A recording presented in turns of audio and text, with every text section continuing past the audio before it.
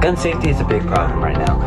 There is a lot of stories about school shootings, and we mainly focus on the students. However, we sometimes don't recognize that the students can shoot the teacher. Like for example, there is this 6-year-old who shot their teacher in Virginia. We need to do something about gun safety, folks. Just like this article from Ben Finley and Matthew Barracat. The article is called 6-Year-Old Student Shoots Teacher in a Virginia Classroom, Police Say. It was posted on January 7th this year, 2023. Quote from the article, experts say school shooting involving 6-year-old is extremely rare. However, unheard of. Unheard of? Who's hearing of this? We need to do something about it for our children. Because I'm clearly a parent. Another quote. No students were injured in the shooting at Rich Neck Elementary School, police said. The teacher, a woman in her 30s, suffered life-threatening injuries. Her condition had improved somewhat by the late afternoon. Newport News Police Chief Steve Drew said.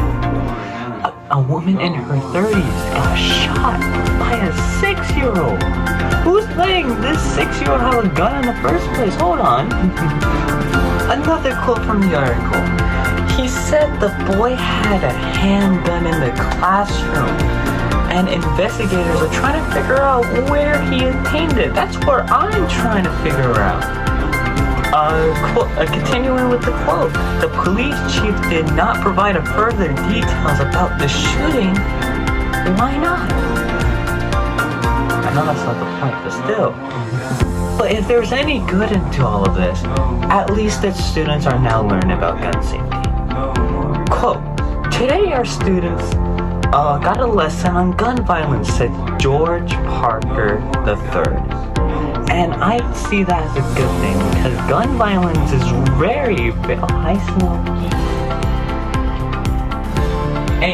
gun violence is very common, and especially in America.